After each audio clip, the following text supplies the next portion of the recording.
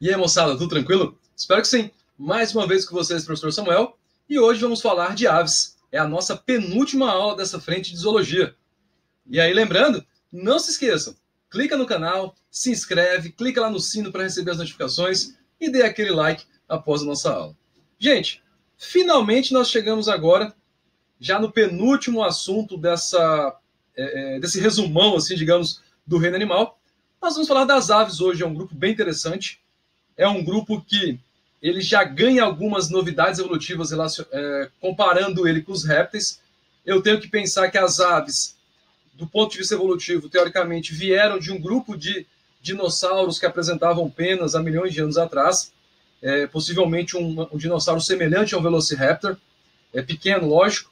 E aí, esse grupo ele acabou surgindo, ele acabou conquistando o ambiente devido principalmente à questão do voo, e é um grupo que apresenta algumas diferenças comparado com os répteis e algumas semelhanças também comparado com os mamíferos. Então, é um grupo meio que de transição entre esses dois. Elas apresentam, então, endotermia, ou seja, elas compartilham isso com os mamíferos. Tanto aves quanto mamíferos são animais endotérmicos, ou seja, são animais que mantêm a sua temperatura normal, temperatura corporal constante, utilizando o calor gerado pelo próprio metabolismo, só que para isso ela precisa comer. Não adianta nada você manter o seu metabolismo alto se você não tem nutrientes para que isso aconteça. Então é um animal que tem que estar comendo constantemente, que nem o mamífero também. O corpo apresenta uma característica que hoje é a exclusividade delas, que é o corpo revestido por penas. São estruturas de origem ectodérmica, e aí confere duas condições para ela. Primeiro, proteção térmica, elas usam essas penas para manter a temperatura elevada, ou seja, uma forma de proteção térmica, e outra que essas penas acabam auxiliando no voo da grande maioria das aves. Sim, porque nós temos aves que não voam, como por exemplo a nossa ema aqui do nosso cerrado. Né? Capacidade de voo, então, como eu havia dito, acabou possibilitando então que esse animal se dispersasse por todo o planeta. Nós temos mais de 10 mil espécies de aves ao redor do mundo. E aí o Brasil é o segundo país do ponto de vista de quantidade de espécies de aves. E aí em Mato Grosso, olha só para ter uma ideia da importância de Mato Grosso. Só Mato Grosso tem mais de 1.000 espécies descritas de aves, entre aves que moram aqui e aves migratórias que utilizam o nosso Pantanal como um período, uma zona de transição aí para alimentação, para reprodução, para descanso, enfim. Nós temos muitas aves que passam pelo nosso país. Então, essa capacidade de voo acabou possibilitando essa condição para esse grupo. E aí, o que elas têm também? O que levou, então, esse grupo a conseguir voar? Primeiro, desenvolvimento de asas é uma estrutura fundamental para isso, seja para alçar voo, seja para planar. Ossos pneumáticos. Um osso pneumático é um osso poroso, é um osso leve, é um osso que permite com que a ave mantenha, assim, até a questão da flutuabilidade. Sacos aéreos ligados aos pulmões, agora eu vou falar um pouco mais sobre isso. Corpo aerodinâmico, ausência de bexiga urinária, né? E de grande parte do intestino grosso, músculos peitorais desenvolvidos, ou seja, todas as características, elas levaram esse grupo a conseguir voar.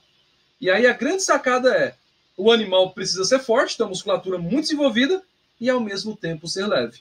Então, do ponto de vista evolutivo, as aves acabaram conseguindo ter essas estruturas e, com isso, conquistar o ambiente aéreo. Né? Elas têm o corpo recoberto de penas, e essas penas são revestidas por queratina, são escamas de queratina, a partir dos répteis, né? Tanto répteis, aves quanto mamíferos apresentam queratina na sua epiderme. Tem o bico córneo, esse bico serve para capturar alimentos, para se defender, para se comunicar, enfim, para trocar ali, entrar em contato uma com a outra, utilizar a questão da socialização entre elas. E aí o bico está associado com o tipo de hábito alimentar desses animais. Então aqui tem um desenho com alguns principais tipos, né? Então tem uma ave generalista que come de tudo. Então você tem aqui insetívoro, pescador de superfície, limícola, né, que se alimenta ali das zonas ambiente de água doce, né, grãos, sementes, que sondam cavidades, buracos, filtradores, pescadores, frugívoros, nectívoros, necrófagos, raptores, né? Então, para cada tipo de bico, o animal vai utilizar um determinado tipo de alimento. E aqui eu trouxe duas imagens para vocês. Primeiro, de um beija-flor, que tem esse bico adaptado para extrair o néctar de flores, e com isso, inclusive, auxilia na polinização dessas flores. Então, tem vários tipos e tamanhos de bicos de beija-flor, todos adaptados, então, à extração do néctar que é cedido pelas angiospermas. Tudo bem? E aqui eu trago essa imagem do gavião caramujeiro, que tem um bico totalmente curvo, como o próprio nome diz, é uma ave que é especialista em tirar o caramujo, né, o molusco ali de dentro da sua concha. Com esse bico ele consegue furar ali, tirar a tampa, o opérculo que fecha ali o molusco dentro da sua concha, e com isso esse animal consegue comer esses gastrópodes, que no Pantanal a gente encontra bastante desses animais no Pantanal. E a outra grande assim, evolução do ponto de vista de bicos é que esse camarada aí, o Charles Darwin, ele acabou utilizando as formas dos bicos dos tentilhões justamente para poder escrever a sua a grande obra, né, que é a origem das espécies. Então, os bicos das aves acabaram sendo importantes para a ciência, para a biologia como um todo. Elas têm um par de narinas acima do bico, os olhos já apresentam pálpebras, né, superior e inferior, tem membranas nictitantes, que os répteis também apresentam isso, principalmente os répteis aquáticos, que é uma membrana transparente que tem aqui nos olhos.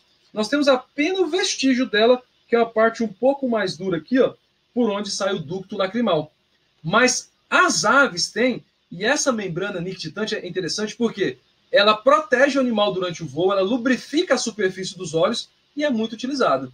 Então, olha essa imagem, é a mesma espécie, né, de uma ave de rapina em duas situações. Uma com o olho ali sem a membrana sendo utilizada, e ali no outro momento, você consegue ver então a membrana, a gente dá a impressão que o animal é cego. Não. A membrana está tampando o olho justamente para proteger o olho desse animal. Você imagina o bicho voando, ainda mais uma ave de rapina que é muito rápida. O vento, alguma coisa batesse no olho dela, poderia machucar. Então, essa membrana acaba servindo como um escudo para os olhos desses animais. Né? Posteriormente aos olhos, eles têm condutos auditivos, ou seja, elas ouvem muito bem, tanto que elas vocalizam muito. Né? Quem nunca ouviu uma galinha cacarejar, um papagaio gritar, ou então um bem-te-vi, um sabiá cantar? Ou seja, elas se comunicam através de vocalizações. Só que eles não têm o pavilhão auditivo. E isso é uma característica dos mamíferos, a famosa orelha, né? Isso aqui é o pavilhão auditivo, tecido cartilaginoso. As aves não possuem isso. Simplesmente elas têm uma abertura aqui próxima aos olhos, que serve então para captar essas vibrações chegam até as membranas, e aí ocorre então a tradução de uma vibração em um som audível. É bem semelhante ao que acontece com a gente. Só que a nossa diferença é que nós temos orelha e elas não têm. E uma característica que é exclusiva delas, gente, é a presença de uma glândula chamada de glândula uropigiana. É uma glândula que é especializada em secretar um líquido oleoso. E aí as aves utilizam isso para lubrificar as penas, para manter essas penas impermeáveis. E elas utilizam o próprio bico para fazer essa distribuição. Então, às vezes, você vê ela dobrando a cabeça em direção à cauda, ela vai lá, pega esse líquido com o bico e acaba, então, fazendo a limpeza e a distribuição desse líquido por todas as suas penas. E é muito importante isso para as aves aquáticas. Porque você imagina uma ave aquática que mergulha ali para pegar um peixe, por exemplo. Se ela não tivesse a pena impermeável, se não tivesse essa pena lubrificada, ela ia ficar pesada e ela não conseguiria voar novamente de forma eficaz. Tá? Então, olha só essa foto. Essa foto mostra o passarinho, então, ali, mexendo na glândula uropigiana, tirando essa secreção, e ele passa por todas as suas penas, faz um trabalho de limpeza / lubrificação, justamente para manter essas penas sempre perfeitas, porque esse animal precisa das penas, principalmente a grande maioria, para a questão do voo. Sistema digestório completo, tem uma boca com bico, a gente já viu sobre isso, né? Cada tipo de bico de acordo com o tipo de alimento utilizado, e eles têm uma cloaca. Como todo e qualquer animal que bota ovo, apresenta uma cloaca que serve, neste caso, da digestão para eliminação dos resíduos fecais. E ao longo do sistema digestório de uma ave, como ela não tem dente, porque ela também perdeu os dentes justamente para poder voar. Com dente aumenta peso, então as aves não têm dente. Elas têm o chamado dente do ovo. Bem no bico, do lado de fora, na parte de cima do bico, ela tem uma protuberância ali de queratina que ela usa para quebrar a casca do ovo de dentro para fora. Depois isso com o tempo desgasta e some. Mas é a única estrutura semelhante a um dente que ela tem. Agora, dentro da arcada dental aqui da boca dela, ela não tem isso, tá? Só que ela tem, ao longo do sistema digestório, tem um papo, tem um proventrículo e tem a famosa moela, que é muito utilizada como prato, né, como alimento pela espécie humana. O que o papo faz? Ele armazena o alimento e mantém umedecido. O proventrículo é o famoso estômago químico da ave. Ele vai secretar o suco gástrico, que vai iniciar o processo de digestão química dos alimentos. E tem a moela, que basicamente seria um estômago mecânico, que faz a trituração dos alimentos. É um órgão bem musculoso, então que a ave usa para poder triturar. Ela não tem dente, então a moela vai fazer o papel desse dente, dessa trituração dos alimentos. E aqui, então, uma imagem de anatomia básica de uma ave. Então, ela tem cérebro, traqueia, esôfago, papo, coração, fígado, baço, moela, intestino, cloaca, oviduto, né, rim, pulmão. Então, são características bem semelhantes aos mamíferos, aos anfíbios, aos répteis, porém aqui tem algumas estruturas que são exclusivas das aves, que é o caso do papo, o caso do proventrículo e o caso da moela, por exemplo, que elas usam para o seu processo digestório. E é bem comum também você ver alguns animais deste grupo ingerindo pequenas pedras para auxiliar no processo mecânico de trituração. E aí a parte final ocorre lá no intestino delgado. Nós vimos que ela perde boa parte do intestino grosso justamente para facilitar o voo. E aí lá no intestino delgado também ocorre a absorção dos nutrientes. Respiração 100% pulmonar. A taxa respiratória é muito elevada. Como é um animal de sangue quente, é um animal endotérmico, a demanda energética é muito alta. Então, principalmente por causa da endotermia e por causa do voo. Voar gasta energia. Então, esse animal, ele respira muito, ele precisa de muito oxigênio e de muitos nutrientes para poder o quê? Para poder manter a produção de ATP elevada. E aí, nos pulmões desses animais, tem estruturas chamadas de sacos aéreos. São bolsas associadas aos pulmões que, primeiro, aumentam a eficiência no processo respiratório e também, inclusive, ajuda a ave durante o voo. Né? Porque ele infla, facilita ela flutuar. Ele esvazia, ela perde peso, fica mais fácil para ela descer. Então, é uma estrutura bem semelhante à bexiga natatória lá dos peixes que nós vimos. E aí, associada ao sistema respiratório, nós temos uma estrutura chamada de siringe. A siringe é um órgão exclusivo das aves, que é o órgão do canto, que é o órgão que ela consegue utilizar para fazer a vocalização. E aí, essa siringe está localizada próximo ali à traqueia. Ou seja, a maioria apresenta e são chamadas, então, de aves canoras. Ou seja, o que é isso de uma ave canora? É uma ave que consegue elaborar um canto muito melodioso, é um canto que tem melodia.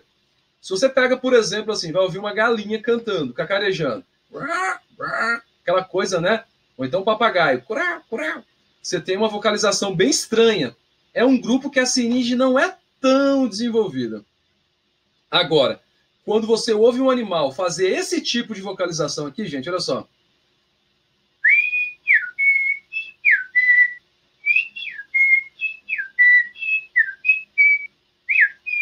Então, esse tipo de vocalização, que é a vocalização mais melodiosa, você já sabe então que esse animal é chamado de ave canora. É uma ave que produz um canto bem específico. E aqui essa imagem mostra então o quê? Mostra um pedacinho ali do osso pneumático, que é um osso poroso, que permite então que ela consiga voar com mais facilidade.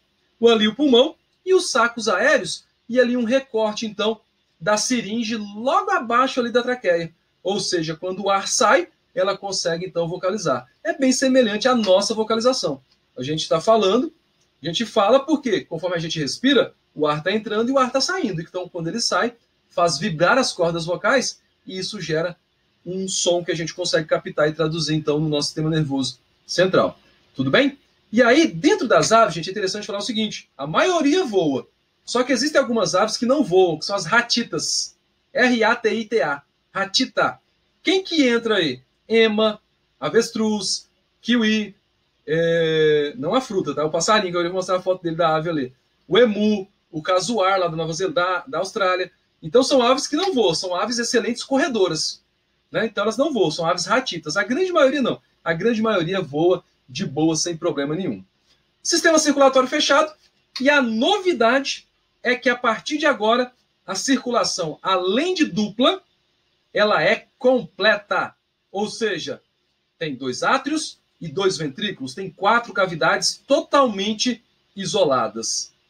Na parte direita só passa sangue venoso, rico em gás carbônico, e na parte esquerda só passa sangue rico em oxigênio, que é o sangue arterial. Ou seja, circulação fechadinha, dupla e completa. Ela compartilha esse tipo de circulação com a gente. Ou seja, mamíferos também apresentam a mesma estrutura. Depois eu vou falar a diferença. Então, olha só. Aqui, né, é um esquema simples, é um desenho esquemático simples, mas isso mostra para mim. O que está em vermelho ali, sangue rico em oxigênio. Você pode até ver a artéria aorta saindo do coração. E em azul, um sangue rico em gás carbônico. Gente, perceba o seguinte. É como se você estivesse olhando uma ave de frente. Então, a aorta dela é virada para a direita. Essa que é a diferença entre aves e mamíferos. A aorta das aves, ela faz uma curvatura para a direita. A nossa faz uma curvatura para a esquerda. Essa é a diferença básica entre aves e mamíferos do ponto de vista da circulação. Detalhe, até o momento, nós temos sangue? Sim. Todos esses animais, até as aves, possuem hemácias e as hemácias têm núcleo. O único grupo que não vai ter núcleo dentro da hemácia são os mamíferos. Mas isso a gente fala na última aula sobre o reino animal. A excreção também é realizada por um par de rins metanéfros que vai filtrar exclusivamente o sangue. Eles se comunicam lá na cloaca através dos ureteres. E aí o produto também é o ácido úrico, da mesma forma que os répteis. É um produto que não precisa de tanta água assim para sua eliminação. E aqui mais uma imagem só para demonstrar onde fica ali a questão do rim delas e a questão da cloaca, né? Então, a cloaca, gente, é uma estrutura que acaba, no caso das aves, dos répteis, servindo para praticamente tudo. É por onde o animal vai excretar, vai urinar, né? É por onde o animal vai defecar e é por onde o animal vai reproduzir também. Por quê? Essa cloaca é um órgão único, é uma saída única, é uma saída e uma entrada, na realidade. Entrada para o sistema nervoso, é uma entrada para o sistema reprodutivo, né, por onde o macho vai colocar o gameta dele, e é um local por onde vai sair tudo ali, excretas e o ovo, no caso das fêmeas. O sistema nervoso desse grupo ele já é muito desenvolvido, principalmente a região do cerebelo, que está associado com equilíbrio e orientação espacial. Todo mundo já viu alguma coisa sobre pombo-correio em algum momento da vida. Esses animais têm um senso de direção formidável, foram utilizados durante algumas guerras para poder levar mensagens, porque são animais que realmente conseguem se orientar bem. Ele acaba seguindo até a questão dos campos eletromagnéticos da Terra. É bem interessante, mas é um assunto que não vem entrar em muitos detalhes aqui agora. Visão e audição são muito desenvolvidas, paladar e olfato nem tanto. Então elas usam muito a visão, aves de rapina principalmente, elas ficam voando e sempre ficam com esse movimento de cabeça de um lado para o outro para poder conseguir enxergar suas presas. E aí as vias reprodutoras, como eu havia dito, urinárias e digestórias, todas vão se abrir na cavidade chamada de cloaca. Ali você vai ter a excreção do ácido úrico, vai ter a saída das fezes, e ali também, pela cloaca das fêmeas, tem a postura dos ovos. E a maioria delas apresenta dimorfismo sexual, ou seja, o macho é bem diferente da fêmea, são todas dioicas, sem exceção, tá? Todas têm sexos separados, e a maioria tem... O macho é muito diferente da fêmea.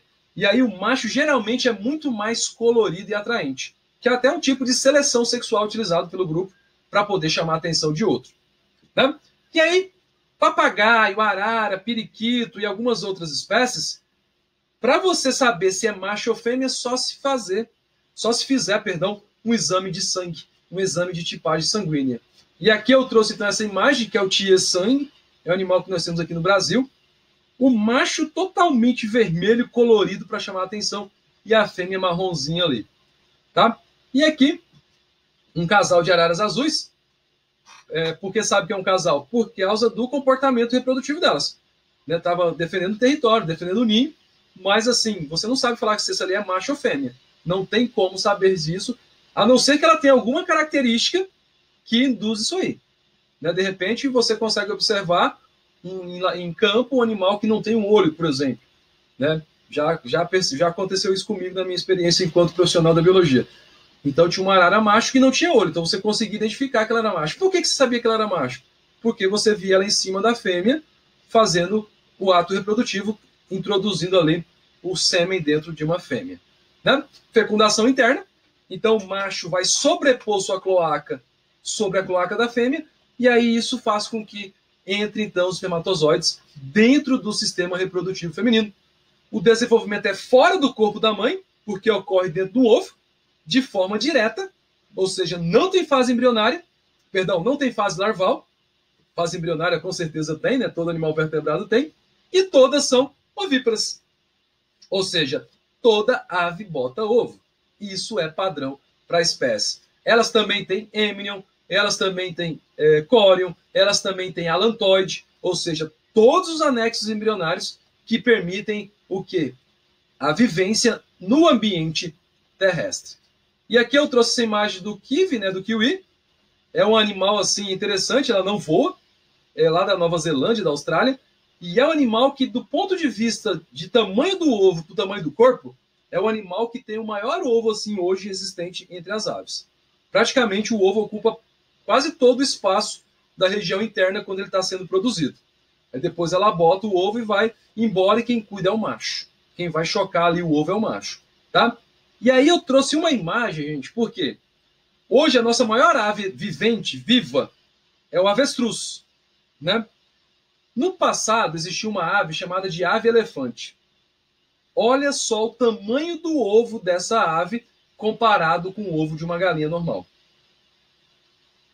A ave-elefante foi uma das maiores aves que já existiu na história da Terra, só que é uma ave extinta. Esse ovo é um ovo fossilizado deste animal. Foi inclusive um ovo que foi leiloado para colecionadores. Né? Então, olha só o tamanho dessa ave. É uma ave que passava dos 3 metros de altura. Beleza, galera? Então, para fechar, vamos resolver aqui alguns exercícios. Primeira questão diz o seguinte, né? Analise as proposições. E tem escamas nas pernas e nos pés, postura de ovos e bico córneo para triturar os alimentos. E aí? Aves têm isso aí? Tem, com certeza. E tem 2. Sacos aéreos associados aos pulmões, corpo coberto com penas e ossos pneumáticos. As aves também possuem isso aí. E tem 3. Excreção de ácido úrico. Ausência de bexiga urinária e presença de glândula uropigiana, que é característica exclusiva desse grupo. Verdadeiro também. E tem 4. Animais dioicos. Fecundação exclusivamente externa. Não, acabou. Aves, a fecundação é interna e o desenvolvimento é direto, não indireto. Então, apenas as proposições 1, 2 e 3 estão corretas. Próxima questão. São vertebrados endotérmicos, cuja excreção de produtos nitrogenados ocorre principalmente na forma de ácido úrico. Ou seja, é um animal de sangue quente. Somente as aves? Somente os mamíferos? As aves e os mamíferos? As aves e os répteis? Ou os anfíbios adultos e os mamíferos? Gente, endotérmico eu tenho ave e mamífero. Só que quem que excreta ácido úrico? Somente as aves. Beleza, galera? Por hoje é só. Até a próxima aula. Não se esqueçam, se inscrevam no canal, clica no sino para receber as notificações e até a nossa próxima aula, onde falaremos de mamíferos. Abraços!